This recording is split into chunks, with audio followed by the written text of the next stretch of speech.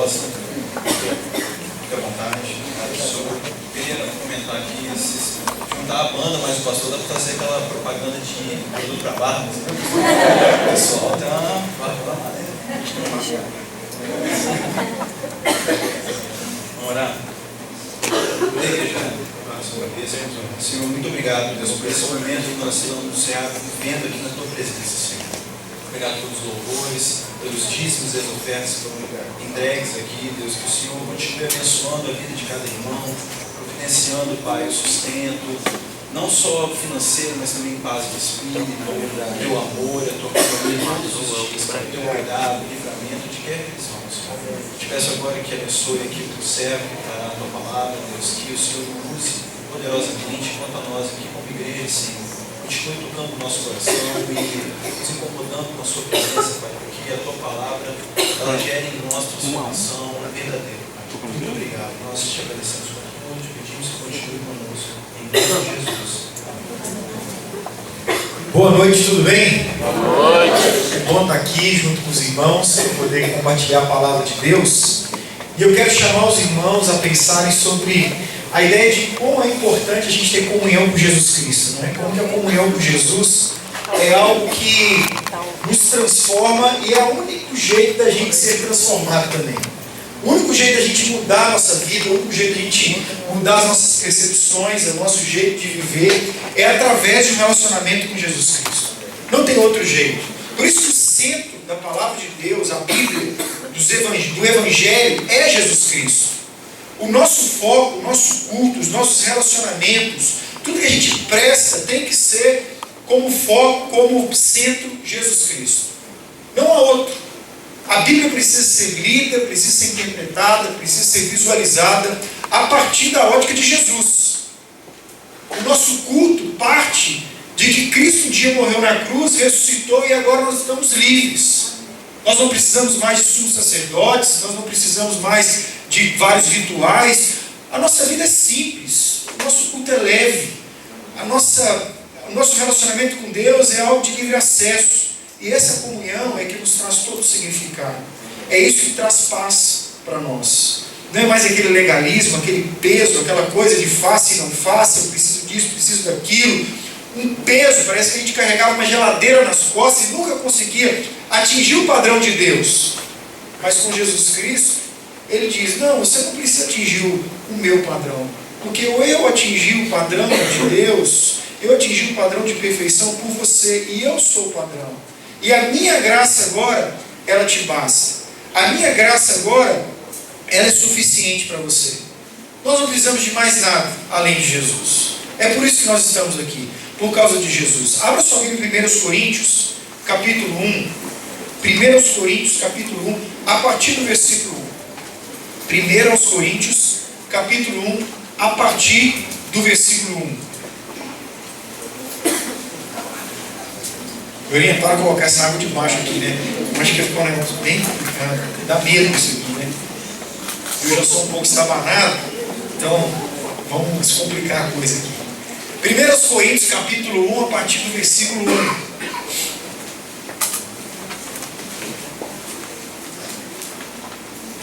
O texto fala assim: Paulo, chamado para ser apóstolo de Cristo Jesus, pela vontade de Deus, e o irmão Sóstenes, a igreja de Deus que está em Corinto, aos santificados em Cristo Jesus e chamados para serem santos, juntamente com todos que em toda parte invocam o nome de nosso Senhor Jesus Cristo, Senhor deles e nosso.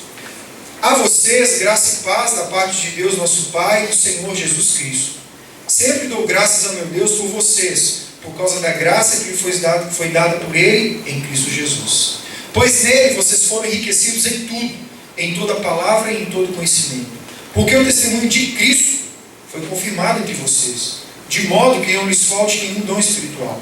Enquanto vocês aguardam que o nosso Senhor Jesus Cristo seja revelado, Ele os manterá firmes até o fim, de modo que vocês serão irrepreensíveis no dia de nosso Senhor Jesus Cristo. Fiel é Deus, o qual os chamou à comunhão com seu Filho, Jesus Cristo, nosso Senhor. Irmãos, versículo 1 até o versículo de número 9, né? Obrigado, Augusto. Versículo 1 até o versículo 9, nós percebemos a palavra Jesus Cristo aparecer com muita frequência, né? Se alguém escrevesse uma carta e repetisse tanto assim, ia ficar um negócio meio enjoado, né? Não se repete tantas palavras numa carta ou alguma coisa que você escreve. Mas Paulo ele tem a intenção aqui muito interessante de mostrar, olha só, o centro é Jesus Cristo. A nossa conversa, ela parte de Jesus Cristo. É por causa de Jesus que nós temos tudo isso que estabelece a nossa comunhão com Ele. E é isso que a gente vai ver aqui no decorrer do texto. Essas coisas que nos trouxeram, o que nos trouxe a comunhão com Jesus. Os benefícios que nós temos por termos comunhão com Jesus. Quando nós olhamos para a igreja de Corinto, não é fácil pensar nessa igreja e pensar que Paulo ainda ele escreve uma carta e começa de forma tão bonita assim, né, tão graciosa, Jesus Cristo, é por causa de Jesus. E ele é uma carta até meio de amor assim, né? Mas a igreja de Corinto era uma igreja um pouco complicada. Eu não gosto particularmente quando as pessoas falam assim, nossa, a igreja de Corinto era a pior igreja do Novo Testamento. Eu não gosto, porque a igreja de Corinto é uma igreja como qualquer outra igreja. É uma igreja cheia de defeitos, cheia de problemas, cheia de pessoas como eu e você, que às vezes dão uma escorregada, que às vezes pecam, que às vezes falham. A igreja de Corinto é composta de gente como a gente.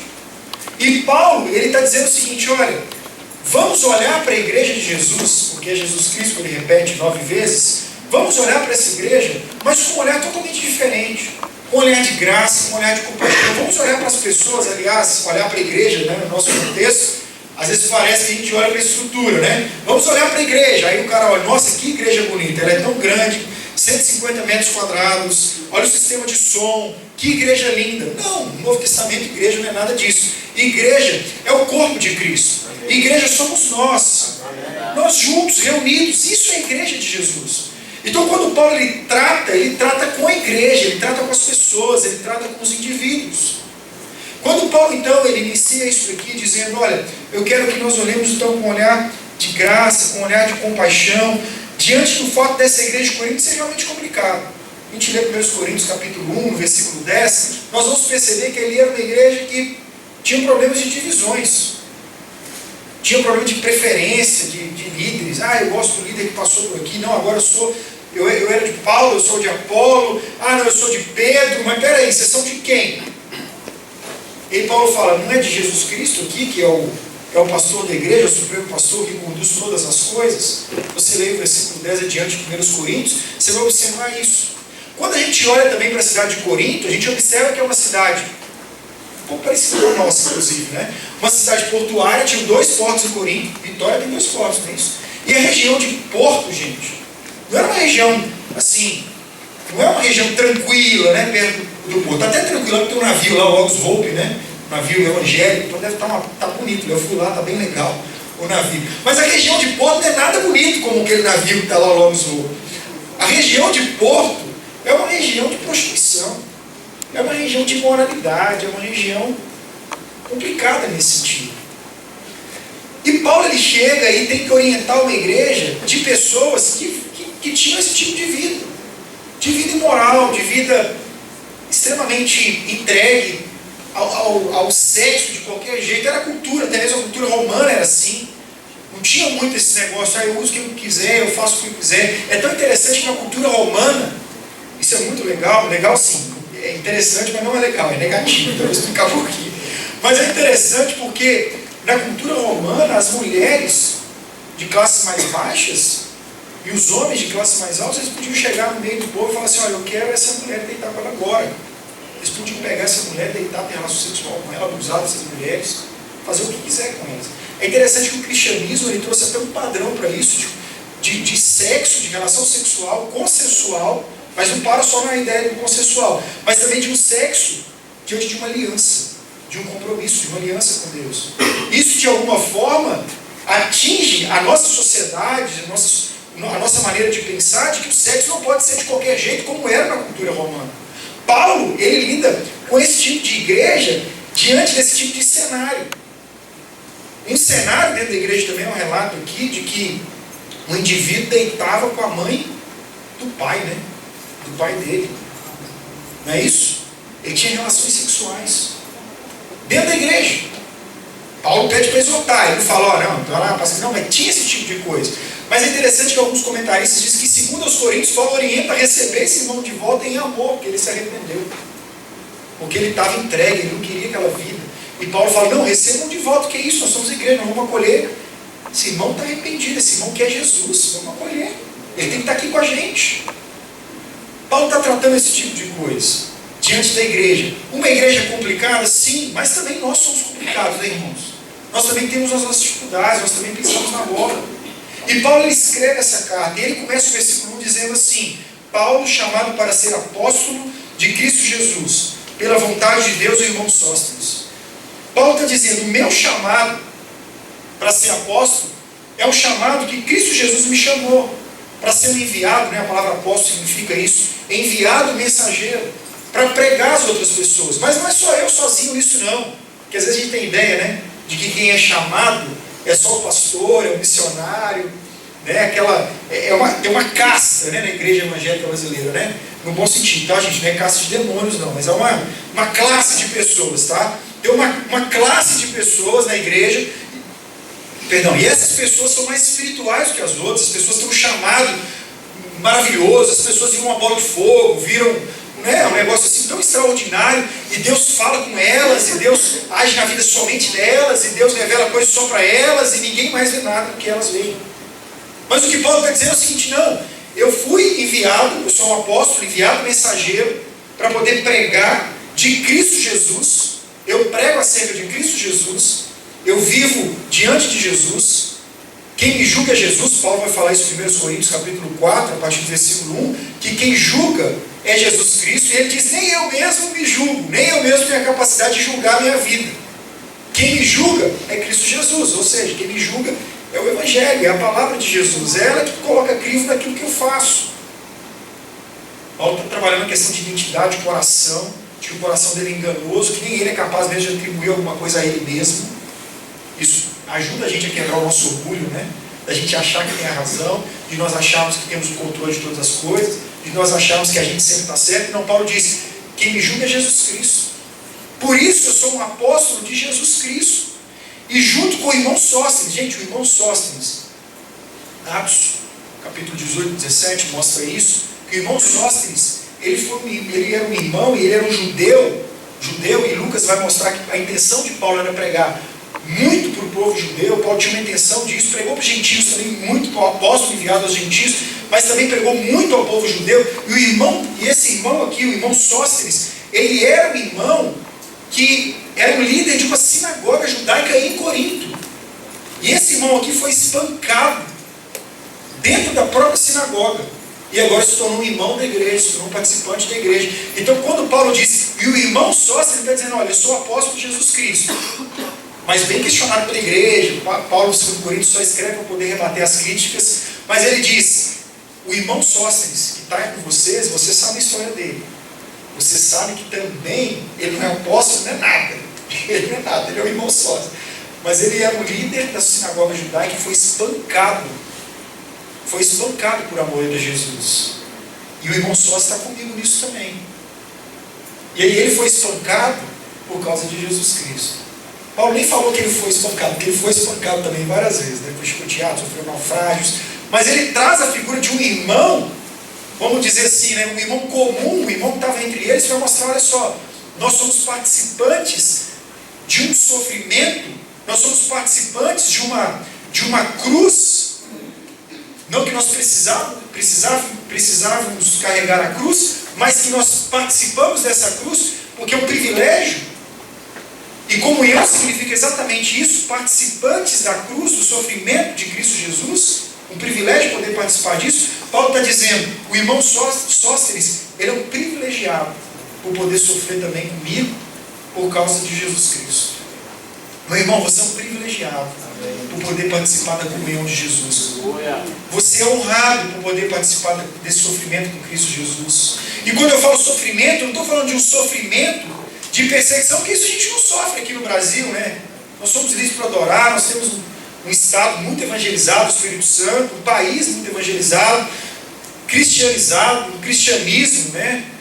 Dito cristianismo, eu não sei até onde vai esse cristianismo também, o que é esse cristianismo, porque Traficante é cristão, né? Evangélico. Né? E em nome de Jesus ele põe fogo em terreiro de candomblé. Em nome de Cristo, nós vamos agora, paladinos da fé, né? Justiceiros de Jesus, nós vamos queimar os templos do candomblé em nome de Jesus, como se Jesus tivesse mandado alguém, né, queimar a religião do outro, destruir alguma coisa do outro, ou perseguir o outro que tem um pensamento diferente. Né? Jesus não orienta isso. E esse é o cristianismo um pouco do Brasil. Né? Paulo está dizendo o seguinte: eu, Paulo de Jesus, eu, junto com o irmão Sóstenes, aí no versículo 2 ele diz: a igreja de Deus que está em Corinto, aos santificados em Cristo Jesus. Paulo está dizendo a igreja que está em Corinto, pode até dizer a igreja que está no Brasil. Ah, tem essas coisas? Tem, mas a igreja está no Brasil. Tem dificuldades? Tem, mas a igreja está no Brasil. Tem traficante evangélico? Tem sim, mas a igreja que está no Brasil. Ah, essa igreja que está no Brasil, no caso dele aos Coríntios, aos santificados em Cristo Jesus, chamados para serem santos. Gente, nós estamos falando aqui de pessoas que foram separadas. A comunhão com Jesus, ela estabelece uma separação de um relacionamento agora com a Trindade. Nós somos santificados, separados para nos relacionarmos com a Trindade. Relacionar com o Pai, com o Filho e com o Espírito Santo. Então agora a nossa noção de relacionamento, até isso é interessante, que tinha problema de divisão na igreja de Corinto. A nossa noção de relacionamento, ela não parte mais de uma orientação humana. A nossa concepção exata e verdadeira de relacionamento, ela parte do vínculo da Trindade, que é perfeito, que não existe hierarquia, que não existe maior ou menor, que não existe aquele que deveria ter feito uma coisa. Não, o Espírito Santo que deveria ter vindo à terra. Eu não disse isso, Espírito Santo. O que eu não habitei em forma de homem na terra e foi Jesus, Deus? Ou então Jesus disse: por que eu não simplesmente criei tudo sozinho?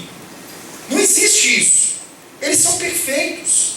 Esse relacionamento, nós somos santificados, separados em Cristo Jesus e chamados para serem santos. Meu irmão, sabe esse negócio de que santo tem que ser o cara, aquele negócio canonizado? Sabe, santo é aquele cara perfeito, ou milagreiro. Não, santo, a palavra de Deus diz, e ela nos garante isso: santo é todo aquele que foi salvo por Cristo Jesus. Você é santo, meu irmão. Sabe o que significa ser santo? É ser visto por Jesus Cristo como alguém perfeito. Você não é perfeito, a gente sabe disso. Nós não somos. Mas Jesus Cristo, Ele olha para você de forma perfeita. Aliás, quando a gente chegar diante de Deus, Ele não vai... Nossa, essa história me assustava quando eu era criança na igreja. Né? Aí o pastor chegava e falava assim: olha, eu quero dizer o seguinte, quando você chegar diante de Deus, e apontava o dedo para mim, que estava fazendo bagunça ali no banco, ó, quando você chegar diante de Deus, vai ter um telão no céu. E Deus vai achar um telão. E nesse telão serão demonstrados, aí o pastor até mudava a voz, todos os seus pecados. Gente, não é assim que vai ser no céu. Deus não vai baixar um telão e vai falar: lembra daquele dia? Beleza, você vai ter que entrar no céu, mas olha só o que você fez. Você até vai para o céu, por causa de Jesus, mas está vendo ali esse pecado? Isso é muito ruim, muito sem vergonha. Deus, Ele não vai fazer isso. Quando a gente chegar diante de Deus, o que Ele vai fazer é o seguinte: Ele vai olhar para a gente, mas na frente da gente vai estar Jesus com a mão assim. Aleluia. O jurado vai mostrar assim: eu morri por Ele, Pai. E Ele vai para o céu. Aleluia. Não tem mais nada que te condena. Não tem mais nada que te separa de Deus. Não tem mais nada. Aleluia. Salvo. Isso é a graça. Amém. Ser santo é isso. Ser santo é separado. Ser santo não é uma hierarquia e um nível de santidade que você fala: nossa, aquele é mais espiritual. Não, aquele é mais espiritual. Nossa, aquele é mais... Não, nós somos santos, iguais nisso daí. Independente do pecado que cometemos no nosso passado, independente do pecado que cometemos hoje, nós somos separados por Cristo Jesus. Somos santos. E isso é graça. Mas não sozinhos, juntamente com todos que em toda parte invocam o nome de nosso Senhor Jesus Cristo. Senhor deles e também nosso. Nós somos uma igreja, gente. Grande, diferente uma da outra. Mas diante dessa igreja, nós todos que invocamos o nome de Jesus Cristo fazemos parte da mesma família da fé. Todo aquele que invoca o nome de Jesus Cristo será salvo. Todo aquele que declara que Jesus Cristo é Senhor será salvo. Todo aquele que crê em Jesus Cristo será salvo. Então nós temos uma família que é muito grande. A igreja de Jesus não é só a nossa igreja. A igreja de Jesus é o reino de Jesus em toda a terra.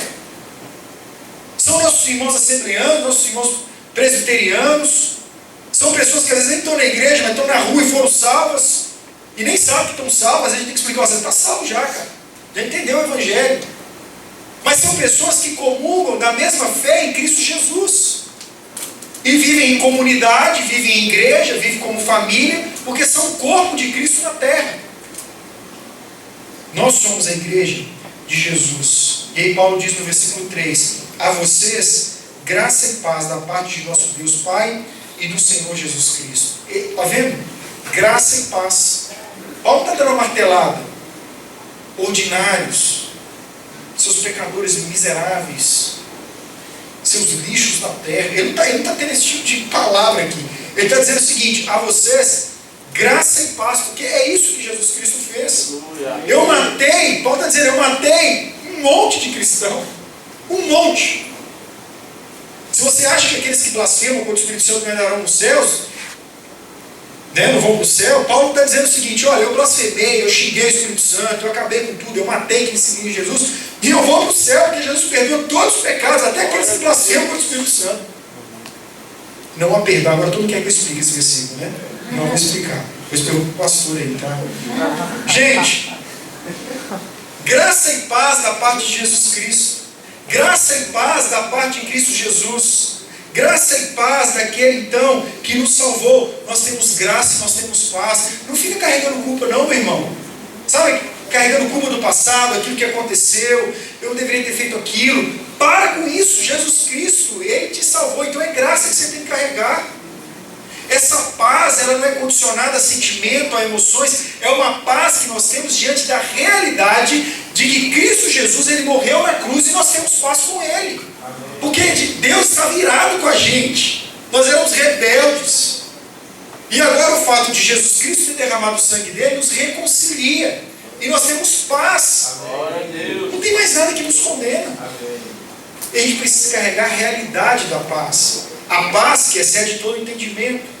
Aquele que ora, orações e súplicas, a consequência é a paz de Deus, que excede todo entendimento. Qual que é a paz de Deus que excede todo entendimento? É a realidade da cruz.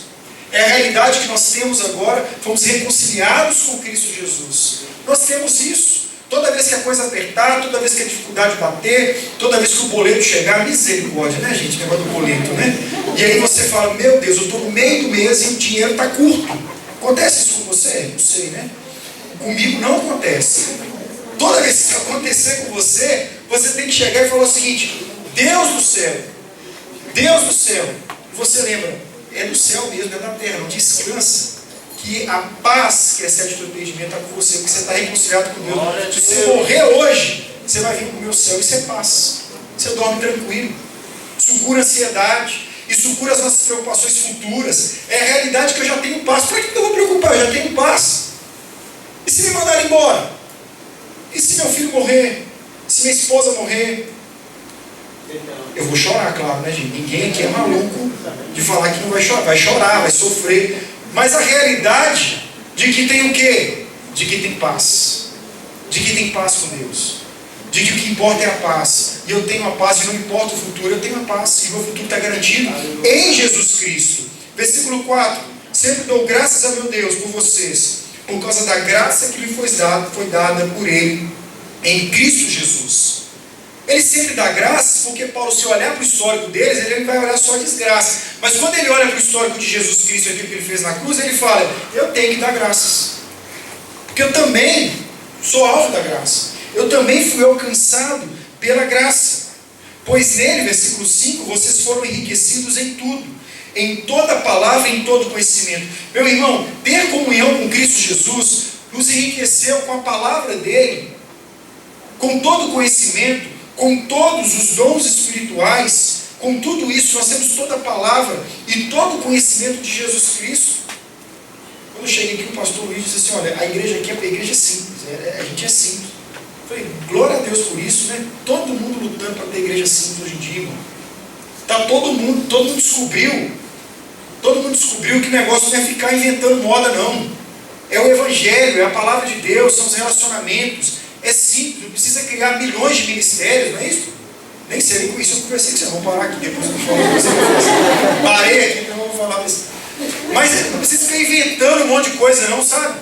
É simples, gente. É relacionamento, é vida na vida, é discipulado, é intencionalidade, é conhecer um ao outro, ter vínculos profundos, amizades, falar o coração do outro, abençoar o coração do outro, estender a mão, acolher.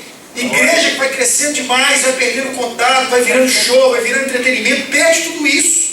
Vira uma agência de show, uma agência de evento. E acabou. Não corre atrás disso não, meu irmão. Claro, corre atrás de mais almas, corre atrás de mais pessoas para você servir, abençoar, alcançar, espalhar esse conhecimento, essa palavra de Cristo Jesus, porque isso é tudo que a gente tem, isso não basta para a gente. Isso não é suficiente. Ter a palavra e ter Cristo não é suficiente para você. Eu quero dizer o seguinte, se isso não é suficiente para você, você ainda não conheceu Jesus. Simplesmente isso. Você está indo para o inferno. Igreja simples. Simplesmente isso. Se você ainda não conheceu, se a palavra dele e o relacionamento, se o relacionamento com Cristo Jesus não é tudo para você, você ainda não encontrou Jesus Cristo. Você ainda não encontrou a verdade. Você precisa clamar a Deus. Deus, apresente-se a mim. Deus, revela-se a mim. Deus, estabeleça essa comunhão que está em 1 Coríntios capítulo 1, versículo 1 a 9. Estabeleça essa comunhão para mim. Eu preciso disso, Jesus. Porque eu estou buscando muita coisa. Não é só Jesus que basta, não. Eu estou buscando um monte de outra coisa. Eu estou preocupado com o meu futuro, estou preocupado com o meu emprego, eu estou preocupado com o presidente da República, eu estou preocupado se o Brasil vai prosperar, estou preocupado com a reforma da presidência, estou preocupado... Você explodiu, né, meu irmão? Vou parar por aqui, já explodiu, só isso. Estou preocupado com tanta coisa. Meu irmão, satisfaça-se. Em Jesus Cristo você tem toda a palavra e todo o conhecimento. A sua cosmovisão, a sua visão de mundo, a sua leitura das coisas, a sua percepção sobre a morte, os seus relacionamentos, o seu namoro, o seu casamento, o seu noivado, não importa, tudo parte de uma visão de Jesus Cristo. Ele determina então tudo na nossa vida. O versículo 6 diz: porque o testemunho de Cristo foi confirmado entre vocês. Gente, esse pessoal aqui sabe, estava perto e viram, Jesus Cristo morreu na cruz. Eles ouviram falar, eles perceberam, muitos sabiam. Paulo encontrou Jesus ali no caminho, né? E caiu do cavalo, foi derrubado. Suas concepções, suas percepções da vida. E ele viu o testemunho de Jesus Cristo. Ele teve aquela aparição de Jesus, aquela coisa grandiosa, ele teve essa visão. O testemunho foi comprovado. Meus irmãos, eu tenho certeza, aquele que teve um encontro com Jesus, nós que tivemos um encontro com Jesus Cristo, real, o testemunho de Jesus foi confirmado na sua vida. Tem gente que já viu milagre. Eu creio em milagre, eu creio que Deus opera, eu creio que Deus faz, eu creio que Deus move, eu creio nisso tudo. Porque está na palavra de Deus, e Deus está aqui hoje. Amém. Agora eu quero dizer o seguinte, eu creio nisso tudo. E você já talvez viu testemunhos muito maiores do que eu já vi. Esse testemunho foi confirmado entre vocês. Talvez foi uma cura, talvez foi um milagre.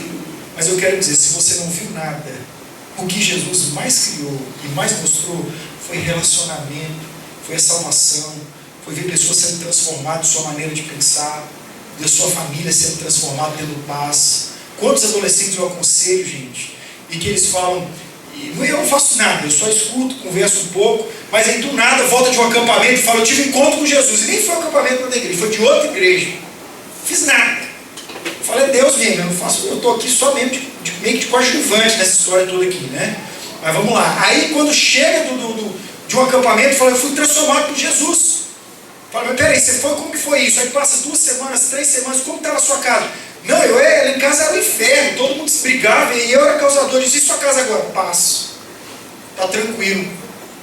Gente, isso já basta para ver Jesus, o testemunho de Jesus.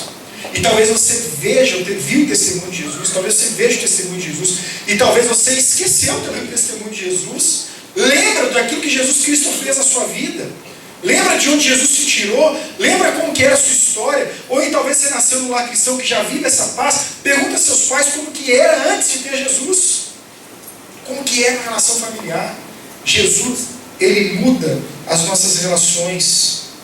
O testemunho de Cristo foi confirmado entre vocês. E o versículo 7. De modo que não lhes falta nenhum dom espiritual, enquanto vocês aguardam que o nosso Senhor Jesus Cristo seja revelado. Não faltar nenhum dom espiritual, meu irmão, é o seguinte, porque nós não estamos parados no reino de Deus. Nós não estamos estagnados no reino de Deus. O Espírito Santo continua operando no meio da igreja. Os dons espirituais continuam operando no meio da igreja. Deus continua se revelando no meio da igreja. Deus continua operando no meio da igreja. O testemunho de Jesus permanece no meio dessa igreja. Amém? Isso. É nisso que nós temos que segurar, manter, porque nós temos os dons espirituais. Pessoas são usadas. Muitos pregam, outros ensinam, outros evangelizam, outros profetizam a palavra de Deus. Os dons espirituais permanecem na igreja de Jesus. A igreja de Jesus reúne e ora por uma enfermidade, e se Deus quiser, Ele pode curar. Amém. E quando cura, a igreja celebra, a igreja vê a presença de Deus nisso.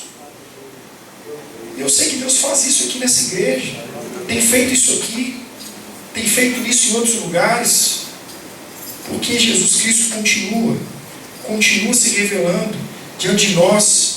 Aguardo que o nosso Senhor Jesus Cristo seja revelado mais uma vez. No final do versículo 7, nós podemos pensar que Jesus se revelou, mas Ele vai se revelar de novo. Mas enquanto esse dia não chega, o versículo 8 agora vai dizer: Ele, Jesus, meu irmão, não sou eu que estou dizendo isso, é Jesus Cristo que está dizendo. Ele os manterá firmes até o fim, amém, de modo que vocês serão irrepreensíveis no dia de nosso Senhor Jesus Cristo. Se está difícil, você está chorando, você está desanimado, se a coisa não está fluindo, se você está cansado, eu quero dizer o seguinte: não é você que se mantém firme, é Jesus Cristo que nos mantém firmes. É Cristo Jesus que faz com que a gente permaneça. É Jesus Cristo que nos aguenta, gente.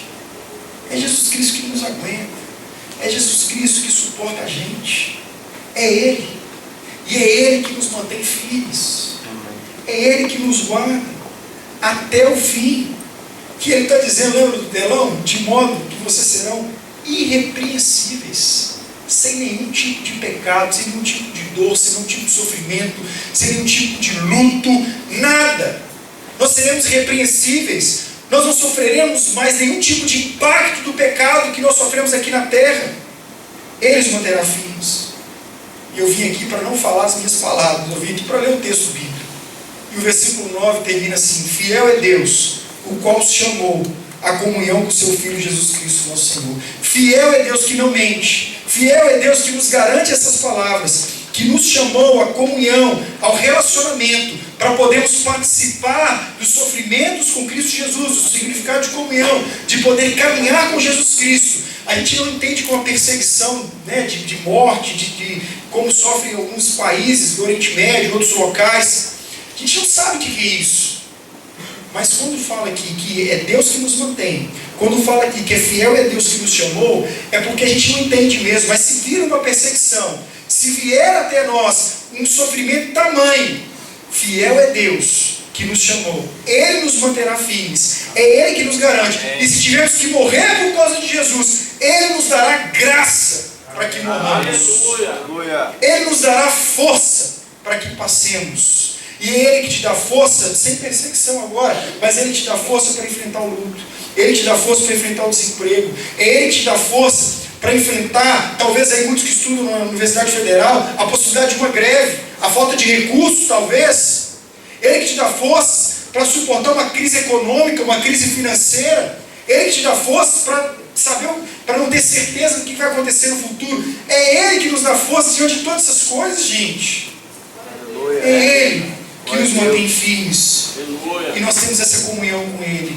No mundo tereis aflições, mas tenha bom ânimo. Eu venci o mundo. Eu sofri. Eu fui expulso de cidades.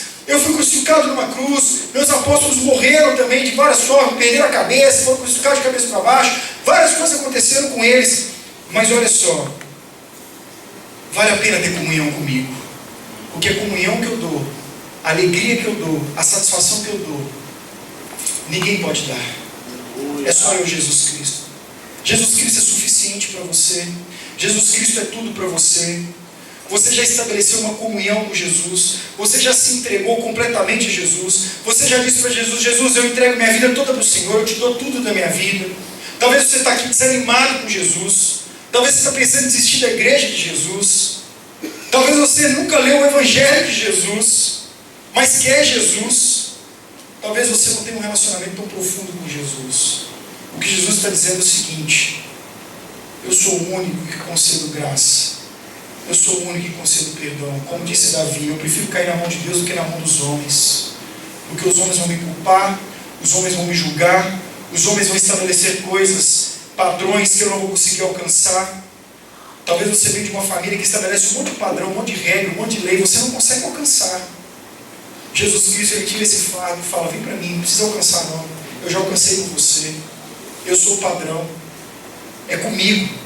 O padrão não são seus pais, o padrão não é um tio, o padrão não é o namorado, não é o marido, não é a esposa, o padrão sou eu. O padrão não é o patrão, o padrão não são as exigências do mercado de trabalho, não, o padrão sou eu. Sou eu o padrão. Anda comigo, vem andar comigo, relacione-se comigo, vem viver o amor que eu dei, vem viver a paz que eu dei. Talvez é disso, meu irmão, que você precisa. Ame a Deus de todo o teu coração, e o próximo você enxergará diferente. Ame a Deus de todo o teu coração, e o seu relacionamento vai mudar. Ame a Deus de todo o teu coração, e você vai enxergar as oportunidades não como oportunidade de maior salário, você vai enxergar as oportunidades como oportunidade de amar mais gente, de se relacionar com mais pessoas, de discipular mais pessoas, de influenciar, de perdoar. Você vai olhar para o pecado do outro não como o outro: nossa, esse cara faz coisas que eu jamais faria, não com esse olhar esnobe de julgamento. Você vai olhar para a vida do outro e vai falar assim: gente, eu preciso amar esse cara, eu preciso andar com esse cara, é muito tosco o que ele faz, mas eu preciso andar com ele, eu preciso amá-lo, eu preciso relacionar, esse cara precisa estar aqui. Quantas pessoas precisam estar aqui? Quantas pessoas precisam estar com a gente? São muitas pessoas. Que o nosso olhar então seja de olhar que na comunhão com Jesus nós recebemos tudo, e o que Jesus quer de nós é que nós entreguemos tudo isso, porque nós somos ricos demais, nós temos tudo em Jesus, e que entreguemos tudo. Essa comunhão é capaz de transformar. Transformou minha vida, e eu tenho certeza que transformou a sua. Vamos orar? Deus, obrigado por tua palavra, Deus. Obrigado pelo poder do teu evangelho. Obrigado, Deus, porque o Senhor faz maravilhas. Obrigado que o Senhor continua operando no meio do teu povo. Obrigado que o Senhor toca os nossos corações, Deus. Obrigado que o Senhor prometeu que não vai deixar nada faltar para a gente, Pai. O Senhor cuida de nós. O Senhor entregou a sua vida. O Senhor que é o primogênito de toda a criação, o irmão mais velho, aquele que deixou a gente se relacionar com as coisas dessa terra. Tudo foi criado pelo Senhor. Tudo é para o Senhor, Deus. O universo foi criado pelo Senhor, e o Senhor compartilha o universo com a gente. O Senhor não é aquele irmão mais velho chato, que não deixa fazer nada, que não pode fazer nada. Não sou o irmão mais velho bom, que fala: está aqui o meu jardim. Ele não está tão bonito ainda, porque o pecado entrou nele. Mas eu quero dizer, o meu jardim está aqui, tem coisas belas, mas haverá um jardim que será perfeito. Eu estou esperando vocês nesse jardim.